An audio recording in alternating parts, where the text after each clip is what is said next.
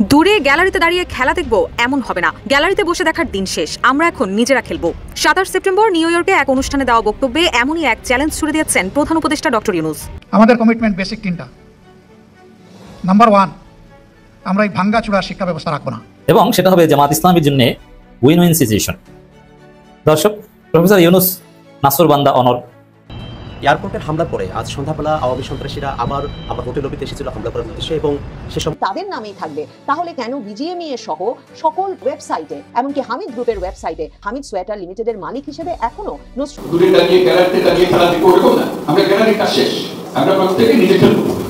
আসসালামু আলাইকুম প্রিয় দর্শক শ্রোতা, আশা করি সবাই ভালো আছেন। নতুন একটি ভিডিওতে সবাইকে স্বাগতম। বাংলাদেশের রাজনৈতিক প্রেক্ষাপট নিয়ে ভিডিওর শুরুতেই বেশ কিছু ভিডিওর অংশ বিশেষ আপনারা দেখেছেন। মূলত আজকের এই ভিডিওটিতে সেই সকল ভিডিওর বিস্তারিত আলোচনা দেখতে পারবেন। ভিডিওর শুরুতেই যে সকল ভিডিও দেখেছেন তা থেকে হয়তো আন্দাজ করতে পেরেছেন আজকের এই ভিডিওটি কতটুকু গুরুত্বপূর্ণ হতে চলেছে।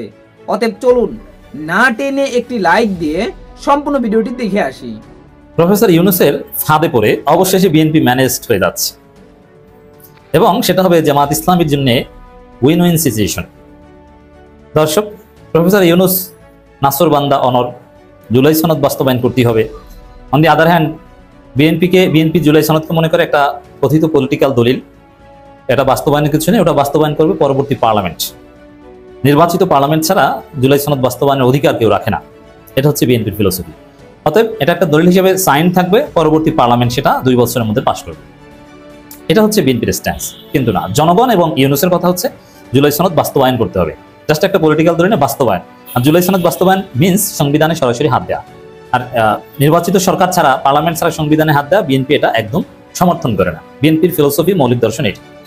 এই জায়গায় ইউনূস সরকারের সর্বশেষ কিছু সিদ্ধান্ত এসেছে। ইউনূস একটা চমৎকার কৌশল নিচ্ছেন, যার মাধ্যমে ইউনূসের ফাঁদে বিএনপিকে আটকাচ্ছেন। হ্যাঁ, আটকা পড়তে বাধ্য হবে, রাজনীতি টিকতে না হলে একদম ছিটকে পড়বে। দর্শক, সমকাল একটা সুন্দর রিপোর্ট করেছে। 2 দলকে সন্তুষ্ট রেখে জুলাই সনদ বাস্তবায়ন চেষ্টা। 2 দল মানে বিএনপি, জামাত, যদিও এখানে সব দল, এনসিপিও আছে। এখন ভিতরের বিশ্লেষণে পরে আসি, জাস্ট এই লাইনটা আসেন, শিরোনামটা আসেন। 2 দলকে সন্তুষ্ট রেখে জুলাই সনদ বাস্তবায়নের চেষ্টা। এর মানে এখানে যে পয়েন্ট আছে জুলাই সনদ বাস্তবায়ন, এই বাস্তবায়ন জিনিসটাই তো বিএনপির আপত্তি। বিএনপির পয়েন্ট হচ্ছে জাস্ট সাইন, নট বাস্তবায়ন।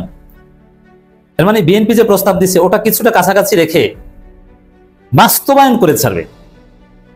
এই বাস্তবায়ন শব্দটাই হচ্ছে জনগণের বিজয়, বাস্তবায়ন হবে। আর বিএনপির যে প্রস্তাবনা ওটার কাছাকাছি রাখার চেষ্টা করা হয়েছে। দেখেন মজার ঘটনা, তো যেভাবেই হোক বাস্তবায়ন হলেই জামাত খুশি, জনগণ খুশি, জুলাই টিকবে।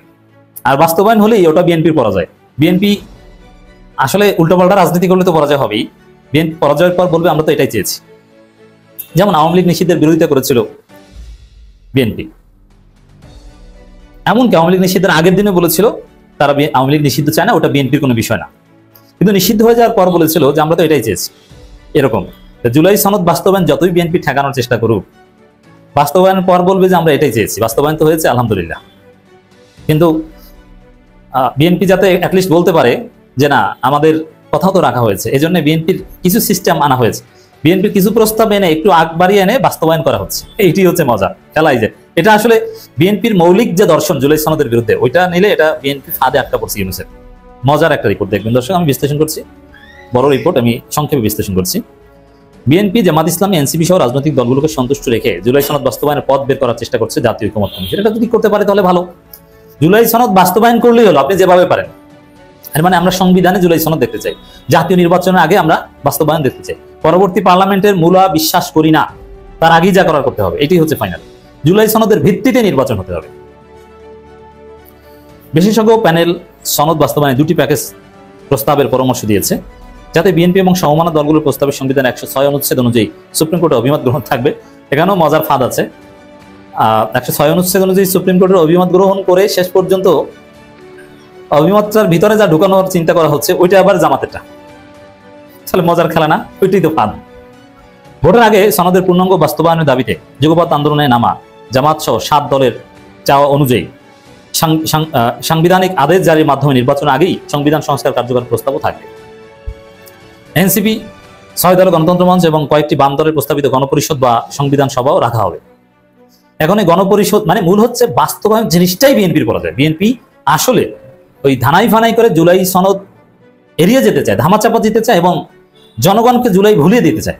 জুলাই বাস্তবায়ন হলেই বুঝবেন যে ওখানে বিএনপির করা যায়, আর এটা উপর উপর বলা লাগবে না, ঘটনা ওই জায়গায় ঘটে যাবে। বিশেষজ্ঞ প্যানেলের সঙ্গে ঐকমত্য কমিশনের ভার্চুয়ালি সভায় এসব আলোচনা হয়েছে বলে জানিয়েছি সভা সূত্র। বাস্তবায়ন পদ্ধতি নিয়ে রাজনৈতিক বিরোধে 8টা থাকা জুলাই সনদ বাস্তবায়নে 2টি প্যাকেজ প্রস্তাবের পরামর্শ দিয়েছে। ভোটে অংশ নেওয়া একজন বিশেষজ্ঞ বলেছেন, প্রথম প্যাকেজে সংবিধান আদেশ 106 অনুচ্ছেদের মতামত গ্রহণ এবং গণভোটের পরামর্শ থাকবে। দেখেন ওই 106 অনুচ্ছেদের মতামত নিয়ে ওই মতামতের ভিতরে গণভোট ঢুকাতে চাইবে, মজা না? এটা তো আর বিএনপি গণভোটে বিশ্বাস করেন, এটা তো তারা বলে দিয়েছে যে গণভোট এগুলো ক্ষতিকর। সরাসরি এর বিরুদ্ধে স্থায়ী কমিটি গণভোটের বিরোধিতা করেছে, সন্দেহের চোখে দেখেছে, কিন্তু তারা 106 বিশ্বাস করে। 106-এর মাধ্যমেই তো গণভোট, রাষ্ট্রপতি বলবে গণভোট করেন, সুপ্রিম কোর্ট বলবে গণভোট করেন, সরকার এদিকে যাচ্ছে। সংবিধান আদেশ গণভোটের বিধান রাখা হবে। আদেশ জারির পর 106 অনুচ্ছেদ অনুযায়ী আপিল বিভাগের অভিমত গ্রহণে রাষ্ট্রপতির রেফারেন্স পাঠানো হবে। এই পরামর্শ বিএনপি জামাত 2 দলের জন্য উইন উইন সিচুয়েশন, অর্থাৎ 2 দলের প্রস্তাবে থাকছে। হ্যাঁ, এখানে বাহ্যিকভাবে কাঠামোগতভাবে 2 দলের প্রস্তাবে থাকছে, ইটস রাইট, কিন্তু এইভাবে বাস্তবায়ন হলেই তো বিএনপি শেষ। ভাই বিএনপি তো চায় ঠেকাতে, এরা তো জুলাইতে বিশ্বাস করে না, জুলাইয়ের স্টেক হোল্ডার না বিএনপি, ফেক স্টেক হোল্ডার। এই কারণে জুলাই কোশ্চেনকালেও জুলাইয়ের মূল ক্রেডিট বিএনপি দাবি করে রাজনীতি করতে পারে না, ওটাকে বিশ্বাস করবে না। বিএনপি ধরা খেয়ে বসে আছে, ডাকসুতে দেখেন না, বকসুদে ভোট পায় একটা ভিপি ক্যান্ডিডেট, সভা সূত্র জানিয়েছে। দ্বিতীয় প্যাকেজে সংসদ নির্বাচনের সঙ্গে গণপরিষদ বা সংবিধান সংস্কার সভার প্রস্তাব করার পরামর্শ দেওয়া হয়েছে। এই পরামর্শ অনুযায়ী আগামী সংসদ নির্বাচনেই গঠিত, মানে ওই আগামী সংসদ নির্বাচনের দিনেই গণভোট অথবা আগামী সংসদ নির্বাচনের দিনেই গণপরিষদ নির্বাচন, যাই হোক। এখন এইভাবে আলাদা গণপরিষদ গঠনই তো বিএনপি বিশ্বাস করে না, গণভোটও বিশ্বাস করে না, সেগুলোর কোনো একটা না কোনো একটা হবেই।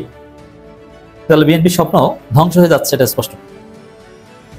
গণপরিষদ বা সংবিধান সংস্কার সভা, নির্বাচনে সংশ্লিষ্ট দল, মানে এখানে সংবিধান সংস্কার হচ্ছে, পরিবর্তন হচ্ছে।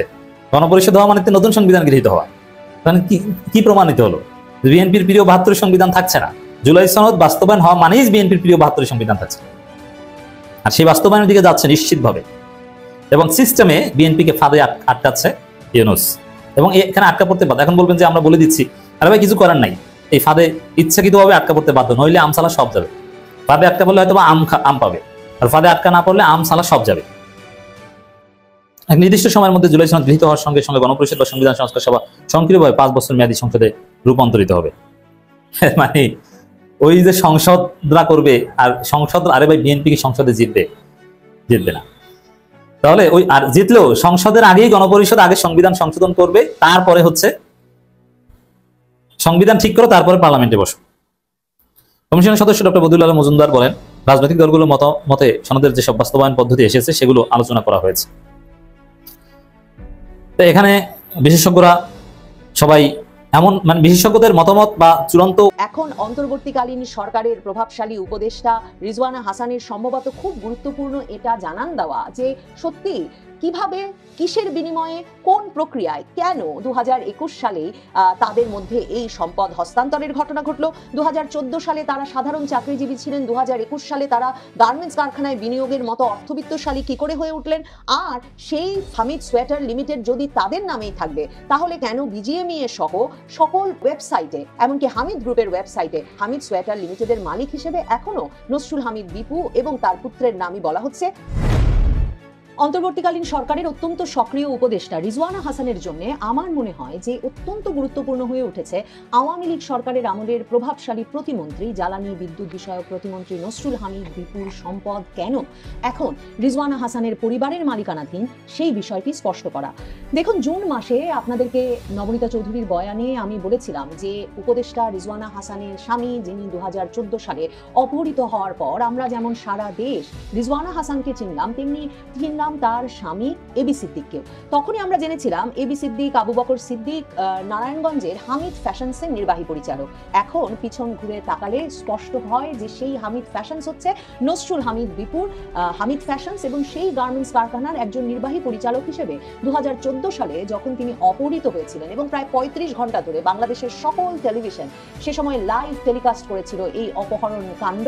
সারাক্ষণ রিজওয়ানা হাসান কোথায় যাচ্ছেন, কোথায় কান্না করছেন, কোথায় কাঁদছেন, কার কাছে ফোন করছেন, কার কাছে কি আর্জি জানাচ্ছেন এবং কিরকম মানে স্বামীর উদ্বেগে এক পাগল প্রায় স্ত্রী কিভাবে দিকে দিকে আসলে তার স্বামীকে ফেরত দেওয়ার কথা জানাচ্ছেন, আকুতি জানাচ্ছেন, সেই বিষয়টা তখন ৩৫ ঘন্টা ধরে লাইভ টেলিকাস্ট হওয়ার পর নিরাপদে সুস্থ অবস্থায় ফিরে এসেছিলেন রিজওয়ানা হাসানের স্বামী এবি সিদ্দিক। সেই এবি সিদ্দিক এখন যখন তার স্ত্রী উপদেষ্টা হয়েছেন তখন তিনি কুমিল্লার হোমনায় নির্বাচন করবার জন্য জনসংযোগ শুরু করেছেন। আমি জুন মাসে আপনাদের কাছে এই প্রশ্ন তুলে ধরেছিলাম যে যিনি একটা গার্মেন্টস কারখানার নির্বাহী পরিচালক হিসেবে চাকরি করছিলেন ২০১৪ সালেও এবং যার স্ত্রী সে সময় সংবাদ মাধ্যমের সামনে স্পষ্টতই বলেছিলেন যে তাদের কোনো এমন টাকা পয়সাও নেই আর তার স্বামী একজন খুবই সাধারণ মানুষ, কাজেই তার স্বামীকে তার কার্যক্রমের জন্য নিশ্চয়ই অপহরণ করা হয়নি, অপহরণ করা হয়ে থাকতে পারে পরিবেশ বিষয়ক অ্যাক্টিভিজমের সঙ্গে জড়িত পরিবেশ বিষয়ক আইনজীবী রিজওয়ানা হাসানের নিজের কাজের জন্য। তো সে সময় আমার প্রশ্ন ছিল যে যেই ব্যক্তি ২০১৪ সালে তেমন টাকা পয়সা ছিল না, এখন তার সেই ব্যক্তি উপদেষ্টার স্বামী হয়ে ওঠা মাত্র কি করে এত বড় টাকা পয়সার মালিক হলেন যে বাংলাদেশের রাজনৈতিক বাস্তবতায় তিনি নির্বাচন করার কথা ভাবছেন কুমিল্লার হোমনায়। এবং শুধু তাই নয়, তিনি বিভিন্ন জায়গায় জনসংযোগ করছেন, সভা সমিতি করছেন, দান খয়রাত করছেন এবং এলাকায় যে পোস্টার ফেলা হয়েছে সেই পোস্টারে বলা হচ্ছে যে বিশিষ্ট ব্যবসায়ী এবি সিদ্দিককে কুমিল্লার হোমনাবাসী প্রার্থী হিসেবে দেখতে চায়। তো আমার প্রশ্ন ছিল উপদেষ্টার স্বামীও হয়ে উঠলেন এবং একই সঙ্গে কি করে একজন চাকরিজীবী বিশিষ্ট ব্যবসায়ীও হয়ে উঠলেন। তখনও আমি আপনাদেরকে এই সন্দেহ এবং এই জল্পনা যে বাজারে আছে তা স্পষ্ট করে বলেছিলাম যে এবি সিদ্দিক যেহেতু নসরুল হামিদ বিপুর সঙ্গে রেসিডেন্সিয়াল মডেল স্কুলে একসঙ্গে পড়ালেখা করেছেন এবং সে সূত্রেই হামিদ ফ্যাশনসে চাকরি করতেন, অনেকেই আমি আশা করছি সম্পূর্ণ ভিডিওটি দেখেছেন এবং বাংলাদেশের এই রাজনৈতিক প্রেক্ষাপট নিয়ে আপনার কি মতামত অবশ্যই কমেন্ট বক্সে জানিয়ে যাবেন। ভিডিওটি ভালো লেগে থাকলে শেয়ার করতে ভুলবেন না। আমাদের এই চ্যানেলে নতুন হয়ে থাকলে চ্যানেলটি সাবস্ক্রাইব করে চ্যানেলের পাশে থাকবেন। আর যারা ইতিমধ্যে চ্যানেলটি সাবস্ক্রাইব করেছেন তাদেরকে অসংখ্য ধন্যবাদ। দেখা হবে নতুন কোনো ভিডিও নিয়ে, ততক্ষণ সবাই সুস্থ থাকবেন। আল্লাহ হাফেজ।